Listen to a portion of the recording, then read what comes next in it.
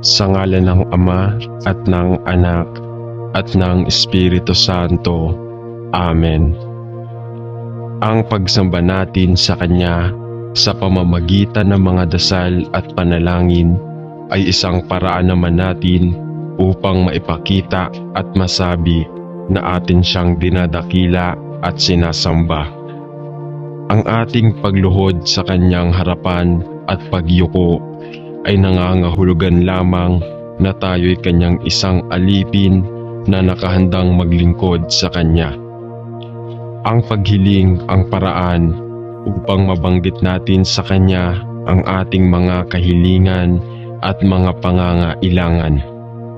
Itinuturo ng banal na kasulatan na alam na niya ang ating mga pangangailangan bago pa man natin sabihin sa Kanya. Ngunit ang effort na ating ginagawa sa panalangin ay mabisang paglalahad sa Kanya na taos sa ating puso ang ating ginagawa. Halina at sabay-sabay tayong manalangin sa Panginoong Diyos na buhay. Amang banal, makapangyarihan sa lahat, sinasamba po kita sa lahat ng oras. Maraming salamat po sa isang buong araw na nagdaan na puno ng biyaya, pag-ibig at kaligayahan.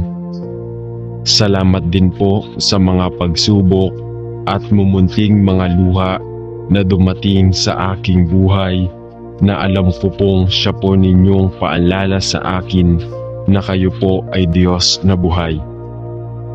Maraming salamat po sa pagbabantay sa akin at sa aking pamilya at mga kaibigan sa loob ng maghapong ito at sa paggabay sa amin sa mga pagsubok na aming nakasalamuha. Alam ko pong nariyan kayo sa aming tabi sa lahat ng oras upang kami ay bantayan at gabayan. Nagpapasalamat din po ako sa mga aral na aking natutunan sa inyo sa buong maghapong nakalipas. Ang lahat po ng ito ay aariin kong kayamanan at pipiliting isabuhay hanggang ako po'y may hininga. Panginoon po at Diyos ko, patawarin naman po ninyo ako sa mga pagkakasalang nagawa ko at sana'y mabigyan po ninyo ako ng panahon upang makapagbagong buhay. Ako po'y nagsisisi sa aking mga pagsalangsang sa inyong mga utos. Patawarin din ninyo ako sa mga pagtalikod na aking ginawa sa aking kapwa at sa mga pagkukulang ko sa aking mga kaibigan at mga mahal sa buhay. Pinatatawad ko rin po sila sa kanilang mga kasalanan sa akin. Batbat po ng dumi at kasamaan ang aking puso at isipan. Naway linisin mo ito ngayong magdamag at baguhin upang bukas ng umaga ay magkaroon ako ng malakas na pananampalataya at panibagong buhay. Paliwanagin mo ngayong gabi ang madilim kong isip at kalooban upang sa kinabukasan ay maging ilaw din ako sa aking kapwa na gagabay sa kanilang madilim na kalsadang tinatahak. Gabayan din ninyo kami sa magdamag na ito at iligtas sa anumang panganib. Alam ko pong alam na ninyo ang aming mga kailangan sa araw-araw. Hindi po kami humihingi ng labis sa aming mga pangangailangan. Ibigay mo po sana sa amin sa paraang sasapat po upang kami ay mabuhay at makatulong sa mga nangangailangan. Maraming salamat po. Idinadalangin namin ang dasal na ito sa pangalan ng iyong anak na si Jesucristong aming tagapagligtas. Amen. Mahal na Diyos, ni ang aking asawa o ako ay hindi naligtas noong kami ay unang ikinasal at ang mga bagay ay medyo maganda sa pagitan namin. Ngunit ngayon, Ama Diyos, ako ay naging ipinanganak muli at naging isang bagong Kristiyano, isang bagong nilikha kay Kristo, at ito ay nagiging sanhi ng alitan sa pagitan namin. Ito ay nagdadalamhati sa akin, Ama, na ang pag-ibig na dati naming pinagsaluhan ay naging napakaasim dahil lamang sa nagsimulang ako'y magtiwala sa Panginoong Hesus bilang aking tagapagligtas. Iniisip ng aking asawa na ako ay sapi at hindi interesado sa anumang sinasabi ko tungkol kay Kristo at nagsisimula ng magalit tungkol dito. Tulungan mo ako, Panginoon. Tulungan mo akong maging malakas at tulungan akong lumago sa aking pananampalataya at huwag sumuko. Tulungan mo akong kahit papaano ay sabihin sa aking asawa ang mabuting balita ng Ebanghelyo ng biyaya. Nais ko pong malaman niya na ang Panginoong Kristo ay namatay para sa kanyang mga kasalanan at kinuha ang kaparusahan na nararapat sa kanya, at na siya ay bumangon muli sa ikatlong araw at sinira ang kapangyarihan ng kamatayan sa buhay ng mga mananampalataya. Napakaganda ng Ebanghelyo at matagal ko na rin siyang naniwala. Mangyaring Panginoon, alam ko na walang imposible para sa iyo na gawin at hinihiling ko na ipakita mo sa aking asawa ang katotohanan. Dalangin ko na balang araw ay maliligtas siya tulad ko. Ipinapahiwatig ko ito sa pangalan ni Jesus. Amen. Mapagmahal na Ama sa langit, salamat sa pagligtas sa akin. Salamat kay Jesus. Salamat sa pagkamatay mo sa krus at sa pagdadala sa akin sa iyong pamilya. Mahal kita, Panginoon, at na aking sariling mahal na asawa ay darating din sa pananampalataya sa iyo. Ama, ang aking asawa ay walang interes sa anumang bagay na may kinalaman kay Jesus at maligtas. Hindi niya nauunawaan ang kakilakilabot na kahihinatnan ng pagkamatay sa kanyang mga kasalanan at ang hindi pagkakaroon ni Jesus bilang kanyang tagapagligtas.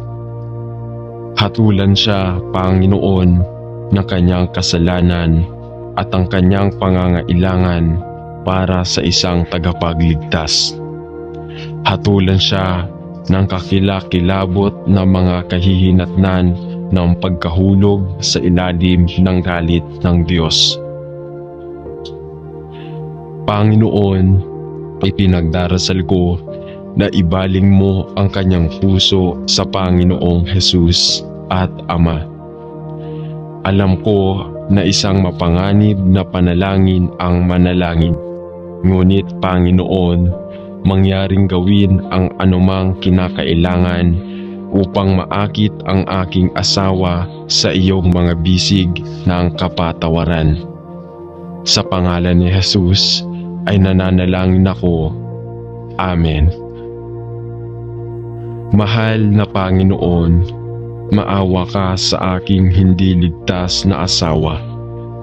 Dalangin ko na siya ay dumating sa ganap at malayang kaligtasan.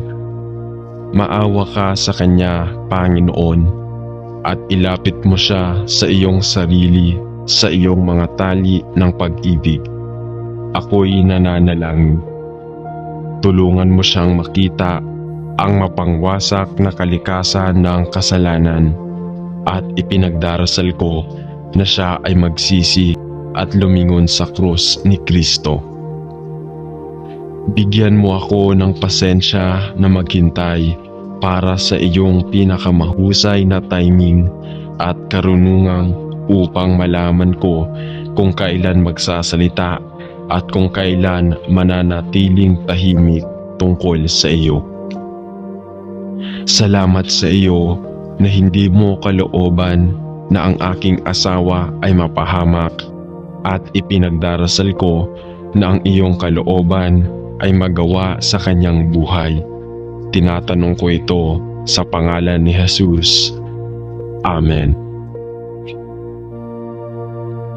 Panginoon, naniniwala ako na ikaw ay mas malaki kaysa sa mga pagkakamali na ginagawa namin at ginagawa mo ang lahat ng bagay para sa kabutihan sa mga nagmamahal sa iyo. At Panginoon, mahal kita. Mangyaring bigyan ang aking asawa ng isang sukatan ng pananampalataya at gamitin ang aking buhay upang dalhin siya sa isang tunay na pagkaunawa sa kaligtasan at ang biyaya ng Diyos at kung paano talaga ang ibig sabihin ng kamatayan at muling pagkabuhay ni Jesus. Gamitin mo ako upang dalhin ang aking asawa kay Jesus, hindi lamang sa aking sinasabi, kundi sa paraan ng aking pamumuhay. Panginoon, sa iyong biyaya, ipakita mo sa akin kung paano ako mabubuhay bilang isang Kristiyanong asawa kapag wala akong asawang naniniwala. Panginoon, hinihiling ko na dalhin mo siya sa pananampalataya kay Kristo. Bigyan mo ako ng karunungan upang malaman kung kailan dapat mag-usap ang tungkol kay Jesus at kung kailan dapat tumahimik. Hinihiling ko na sa iyo napigilan ako sa pagsabi ng labis tungkol kay Jesus na maaaring maging sanhi ng pagkairita sa Kanya. Ngunit upang bigyan din ako ng karunungan at salita upang ibahagi si Jesus kapag ang oras ay tama. Palambutin ko ang kaniyang puso na anupat siya'y tumanggap sa maluwalhating ebanghelyo ng biyaya at dalhin kaming dalawa sa iyong makalangit na tahanan balang araw. Panginoon, hindi ko alam kung paano o kailan mo ito gagawin. Ngunit ako ay nagtitiwala sa aking asawa na sa iyong mga kamay. Tinatanong ko ito sa pangalan ni Jesucristo. Amen. Mahal na Panginoong Jesus, hindi ko napagtanto ang kahalagahan ng pagpapakasal sa isang hindi mananampalataya hanggang sa nagsimula kaming magkaroon ng pamilya. Ako ay labis na lulungkot na pagtuturo sa aking mga anak tungkol sa pagkalikha at kaligtasan at maging ang kahalagahan ng Israel at ang bumabagsak na ekonomiya na kasalukuyang naririnig natin sa balita ngayon ay higit pa sa pagkaunawa ng aking asawa. Ngunit Panginoon, ay nais kong itaas ang aking mga anak sa takot sa Panginoon at ako'y sumasakit na ang aking asawa ay masangkot sa pagtuturo sa kanila ng mga katotohanan ng kasulatan. Panginoon, hindi ko alam kung paano, ngunit Panginoon, hinihiling ko na sa isang kahangahangang paraan ay dadalhin mo ang aking hindi ligtas na asawa sa isang nagliligtas na pananampalataya kay Jesus upang sama-sama nating palakihin ang ating mga anak upang makilala at magtiwala sa Panginoon. Palakihin ang puso ng aking asawa sa mga bagay ng Diyos na aking ipinagdarasal at hinihiling ko na protektahan mo rin ang mga puso at isipan ng mga bata mula sa ilan sa mga di-biblikal na pananaw na mayroon siya sa pagkalikha at langit na sumasalungat sa napakaraming katotohanang Kristiyano. Patawarin mo ako, Panginoon, dahil sa pagiging hindi matalino sa aking pagpili ng kapareha sa kasal. Ngunit hinihiling ko na sa iyong biyaya, dadalhin mo sa pamamagitan ng mahal na asawa upang magtiwala kay Jesus sa lalong madaling panahon. Panginoon, ay nananalangin ako, ngunit ang iyong kalooban at oras ay gagawin, hindi sa akin. Sa pangalan ni Jesus ay nananalangin ako. Amen.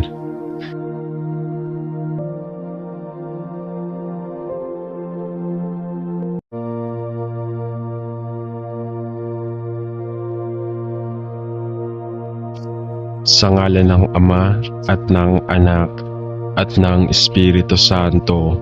Amen.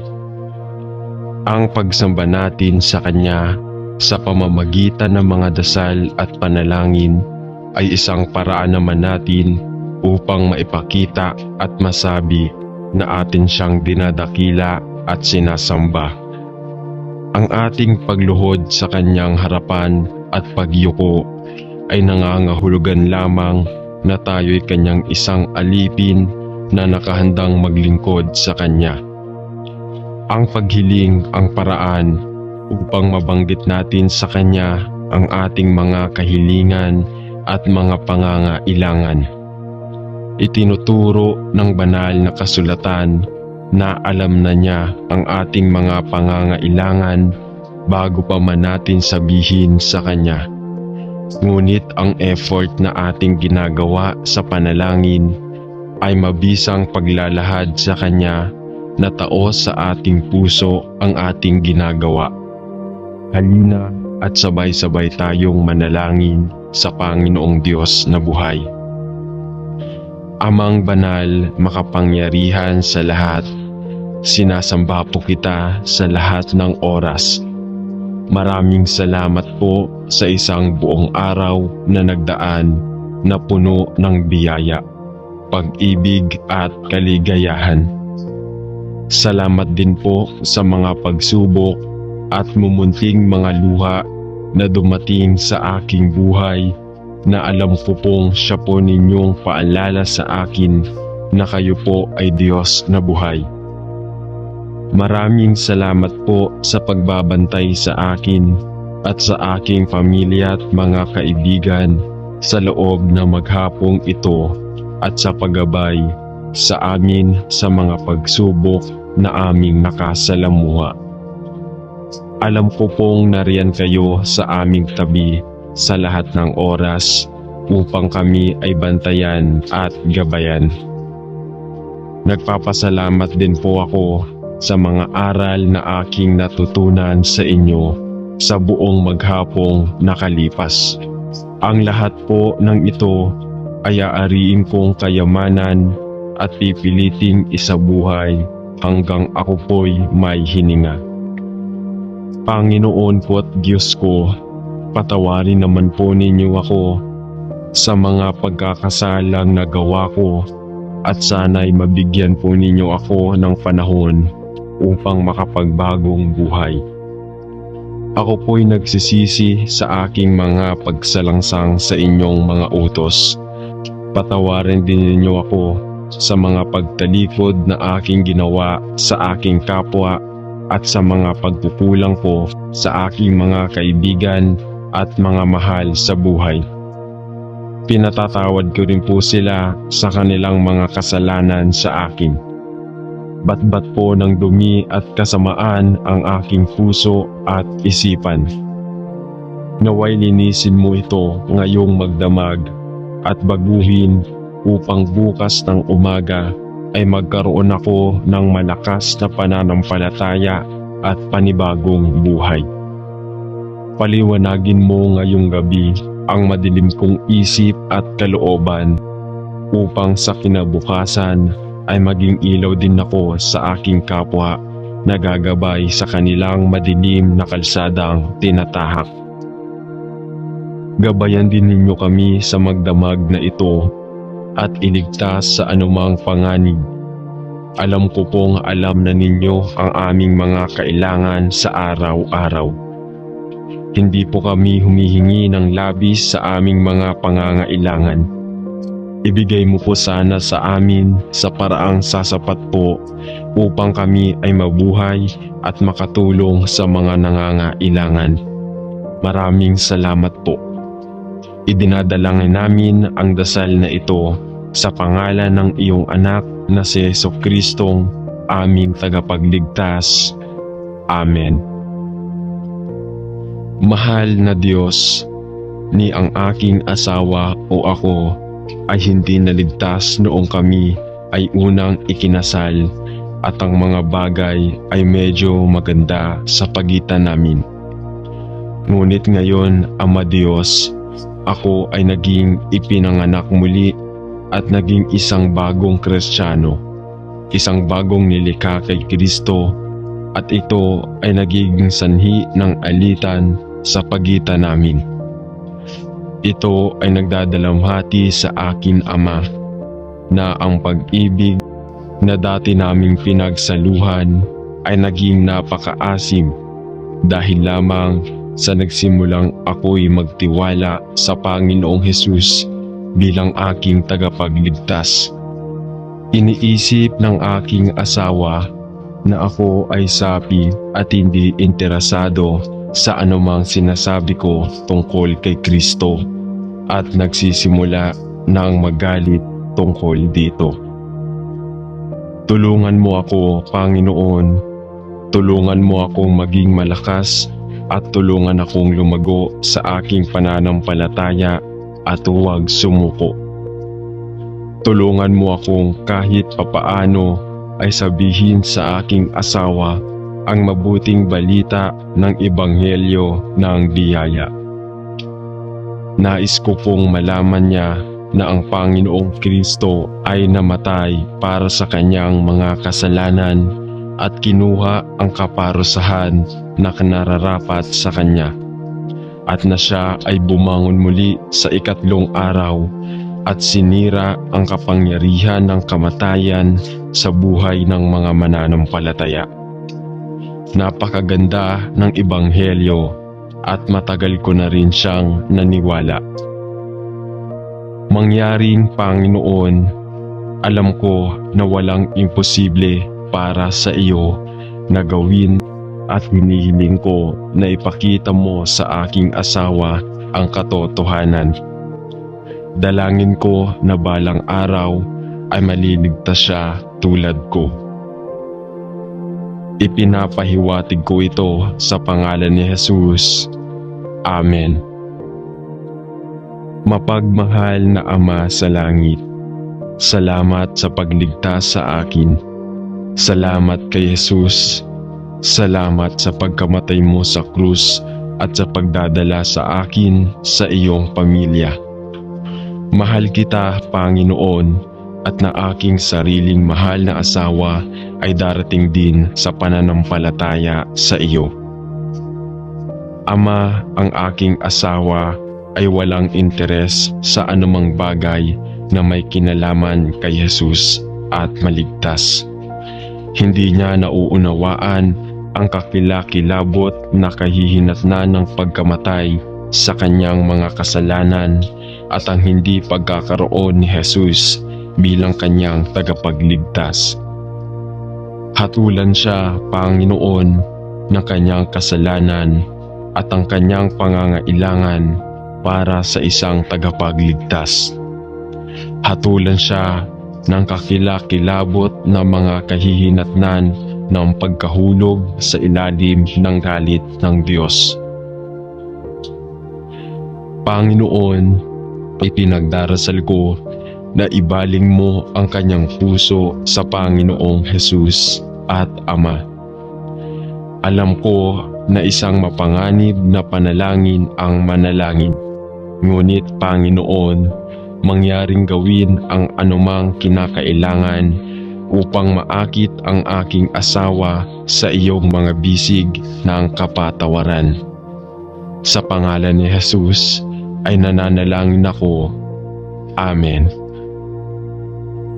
Mahal na Panginoon, maawa ka sa aking hindi ligtas na asawa. Dalangin ko na siya ay dumating sa ganap at malayang kaligtasan. Maawa ka sa kanya, Panginoon, at ilapit mo siya sa iyong sarili, sa iyong mga tali ng pag-ibig. Ako'y nananalangin. Tulungan mo siyang makita ang mapangwasak na kalikasan ng kasalanan at ipinagdarasal ko na siya ay magsisi at lumingon sa krus ni Kristo.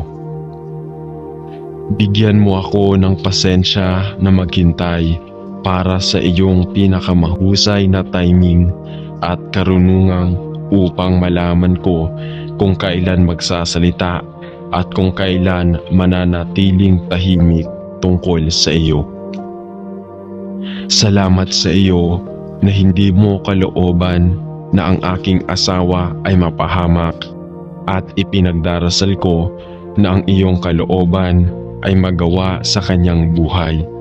Tinatanong ko ito sa pangalan ni Jesus. Amen. Panginoon, naniniwala ako na ikaw ay mas malaki kaysa sa mga pagkakamali na ginagawa namin at ginagawa mo ang lahat ng bagay para sa kabutihan sa mga nagmamahal sa iyo. At Panginoon, mahal kita.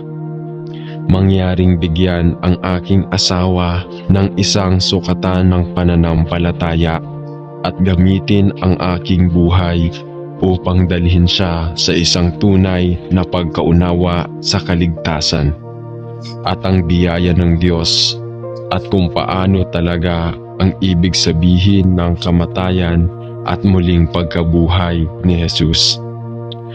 Gamitin mo ako upang dalhin ang aking asawa kay Jesus, hindi lamang sa aking sinasabi, kundi sa paraan ng aking pamumuhay. Panginoon, sa iyong biyaya, ipakita mo sa akin kung paano ako mabubuhay bilang isang Kristiyanong asawa kapag wala akong asawang naniniwala.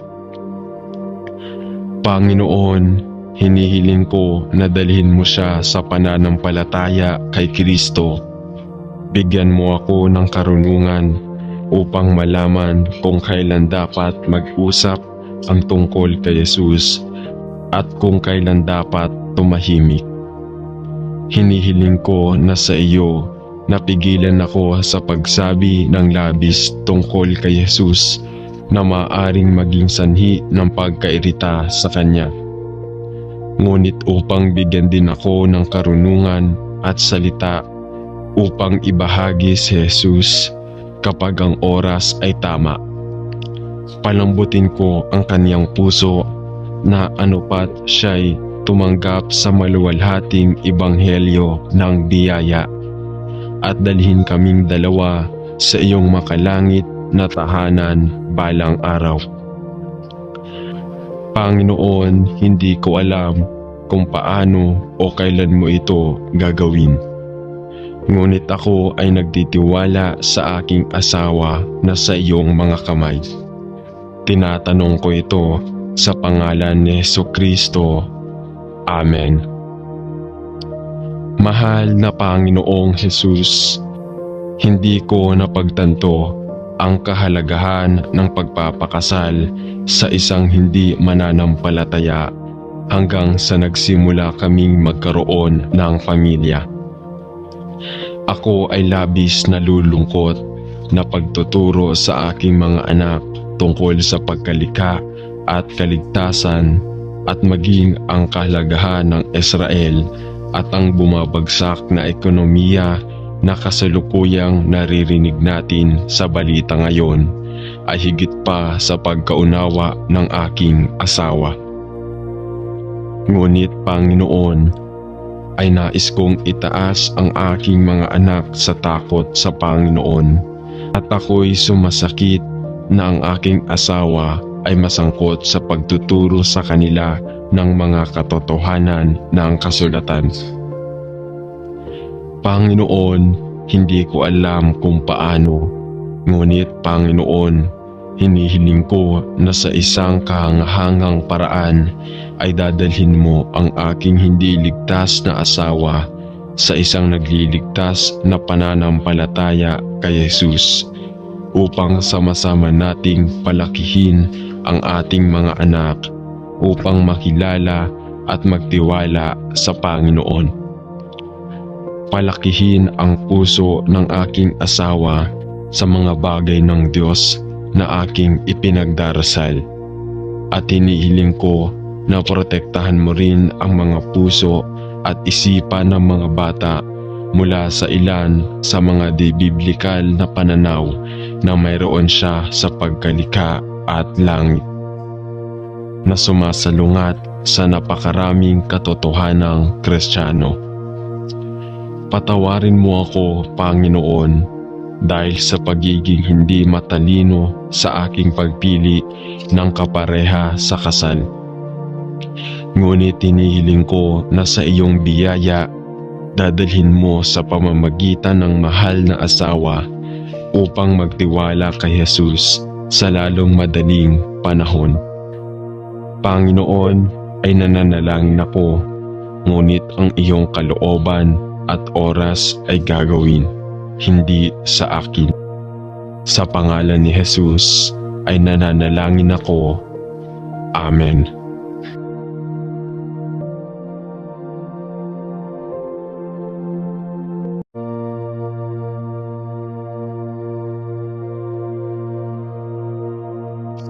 Sa ngalan ng Ama at ng Anak at ng Espiritu Santo. Amen. Ang pagsamba natin sa Kanya sa pamamagitan ng mga dasal at panalangin ay isang paraan naman natin upang maipakita at masabi na atin siyang dinadakila at sinasamba. Ang ating pagluhod sa Kanyang harapan at pagyuko ay nangangahulugan lamang na tayo'y Kanyang isang alipin na nakahandang maglingkod sa Kanya. Ang paghiling ang paraan upang mabanggit natin sa Kanya ang ating mga kahilingan at mga pangangailangan. Itinuturo ng banal na kasulatan na alam na niya ang ating mga pangangailangan bago pa man natin sabihin sa Kanya. Ngunit ang effort na ating ginagawa sa panalangin ay mabisang paglalahad sa Kanya na taos sa ating puso ang ating ginagawa. Halina at sabay-sabay tayong manalangin sa Panginoong Diyos na buhay. Amang banal, makapangyarihan sa lahat, sinasamba po kita sa lahat ng oras. Maraming salamat po sa isang buong araw na nagdaan na puno ng biyaya, pag-ibig at kaligayahan. Salamat din po sa mga pagsubok at mumunting mga luha na dumating sa aking buhay na alam ko pong siya po ninyong paalala sa akin na kayo po ay Diyos na buhay. Maraming salamat po sa pagbabantay sa akin at sa aking pamilya at mga kaibigan sa loob na maghapong ito at sa paggabay sa amin sa mga pagsubok na aming nakasalamuha. Alam ko pong nariyan kayo sa aming tabi sa lahat ng oras upang kami ay bantayan at gabayan.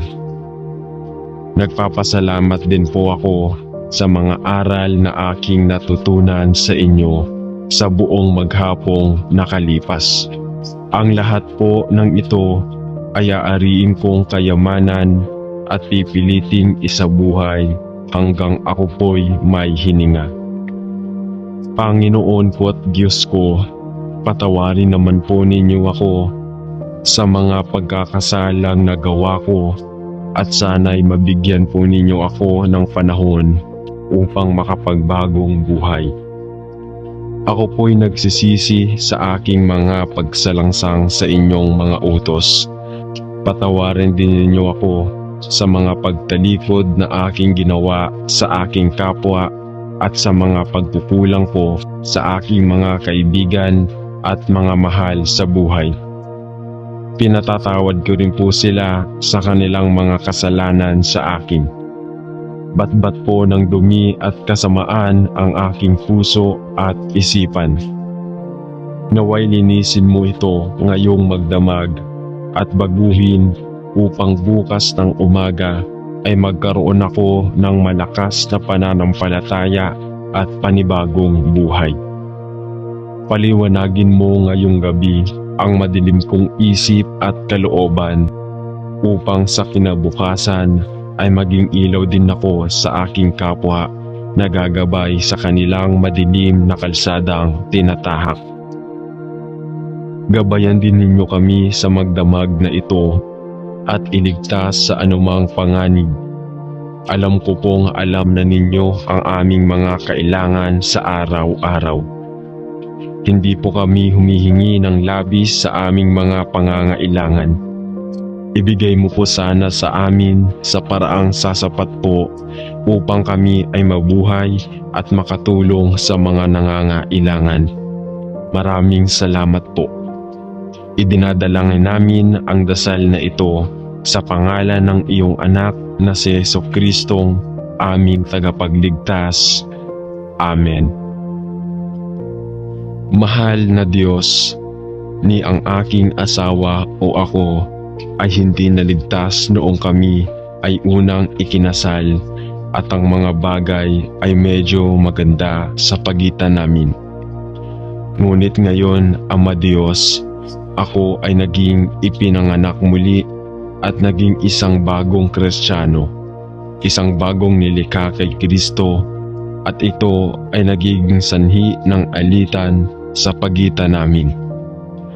Ito ay nagdadalamhati sa akin, Ama, na ang pag-ibig na dati naming pinagsaluhan ay naging napakaasim dahil lamang sa nagsimulang ako'y magtiwala sa Panginoong Hesus bilang aking tagapagligtas. Iniisip ng aking asawa na ako ay sapi at hindi interesado sa anumang sinasabi ko tungkol kay Kristo at nagsisimula ng magalit tungkol dito. Tulungan mo ako, Panginoon. Tulungan mo akong maging malakas at tulungan akong lumago sa aking pananampalataya at huwag sumuko. Tulungan mo akong kahit papaano ay sabihin sa aking asawa ang mabuting balita ng Ebanghelyo ng biyaya. Nais ko pong malaman niya na ang Panginoong Kristo ay namatay para sa kanyang mga kasalanan at kinuha ang kaparusahan na nararapat sa kanya, at na siya ay bumangon muli sa ikatlong araw at sinira ang kapangyarihan ng kamatayan sa buhay ng mga mananampalataya. Napakaganda ng Ebanghelyo at matagal ko na rin siyang naniwala. Mangyaring Panginoon, alam ko na walang imposible para sa iyo na gawin at hinihiling ko na ipakita mo sa aking asawa ang katotohanan. Dalangin ko na balang araw ay maliligtas siya tulad ko. Ipinapahiwatig ko ito sa pangalan ni Jesus. Amen. Mapagmahal na Ama sa langit, salamat sa pagligtas sa akin. Salamat kay Jesus. Salamat sa pagkamatay mo sa krus at sa pagdadala sa akin sa iyong pamilya. Mahal kita, Panginoon, at na aking sariling mahal na asawa ay darating din sa pananampalataya sa iyo. Ama, ang aking asawa ay walang interes sa anumang bagay na may kinalaman kay Jesus at maligtas. Hindi niya nauunawaan ang kakilakilabot na kahihinatnan ng pagkamatay sa kanyang mga kasalanan at ang hindi pagkakaroon ni Jesus bilang kanyang tagapagligtas. Hatulan siya, Panginoon, ng kanyang kasalanan at ang kanyang pangangailangan para sa isang tagapagligtas. Hatulan siya ng kakilakilabot na mga kahihinatnan ng pagkahulog sa ilalim ng galit ng Diyos. Panginoon, ipinagdarasal ko na ibaling mo ang kanyang puso sa Panginoong Hesus at Ama. Alam ko na isang mapanganib na panalangin ang manalangin. Ngunit Panginoon, mangyaring gawin ang anumang kinakailangan upang maakit ang aking asawa sa iyong mga bisig ng kapatawaran. Sa pangalan ni Jesus ay nananalangin ako. Amen. Mahal na Panginoon, maawa ka sa aking hindi ligtas na asawa. Dalangin ko na siya ay dumating sa ganap at malayang kaligtasan. Maawa ka sa kanya, Panginoon, at ilapit mo siya sa iyong sarili, sa iyong mga tali ng pag-ibig. Ako'y nananalangin. Tulungan mo siyang makita ang mapangwasak na kalikasan ng kasalanan at ipinagdarasal ko na siya ay magsisi at lumingon sa krus ni Kristo. Bigyan mo ako ng pasensya na maghintay para sa iyong pinakamahusay na timing at karunungan upang malaman ko kung kailan magsasalita at kung kailan mananatiling tahimik tungkol sa iyo. Salamat sa iyo na hindi mo kalooban na ang aking asawa ay mapahamak at ipinagdarasal ko na ang iyong kalooban ay magawa sa kanyang buhay. Tinatanong ko ito sa pangalan ni Jesus. Amen. Panginoon, naniniwala ako na ikaw ay mas malaki kaysa sa mga pagkakamali na ginagawa namin at ginagawa mo ang lahat ng bagay para sa kabutihan sa mga nagmamahal sa iyo. At Panginoon, mahal kita. Mangyaring bigyan ang aking asawa ng isang sukatan ng pananampalataya at gamitin ang aking buhay upang dalhin siya sa isang tunay na pagkaunawa sa kaligtasan at ang biyaya ng Diyos at kung paano talaga ang ibig sabihin ng kamatayan at muling pagkabuhay ni Jesus. Gamitin mo ako upang dalhin ang aking asawa kay Jesus, hindi lamang sa aking sinasabi, kundi sa paraan ng aking pamumuhay. Panginoon, sa iyong biyaya, ipakita mo sa akin kung paano ako mabubuhay bilang isang Kristiyanong asawa kapag wala akong asawang naniniwala. Panginoon, hinihiling ko na dalhin mo siya sa pananampalataya kay Kristo. Bigyan mo ako ng karunungan upang malaman kung kailan dapat mag-usap ang tungkol kay Jesus at kung kailan dapat tumahimik. Hinihiling ko na sa iyo napigilan ako sa pagsabi ng labis tungkol kay Jesus na maaaring maging sanhi ng pagkairita sa kanya. Ngunit upang bigyan din ako ng karunungan at salita upang ibahagi si Jesus kapag ang oras ay tama. Palambutin ko ang kaniyang puso na anupat siya'y tumanggap sa maluwalhating ebanghelyo ng biyaya at dalhin kaming dalawa sa iyong makalangit na tahanan balang araw.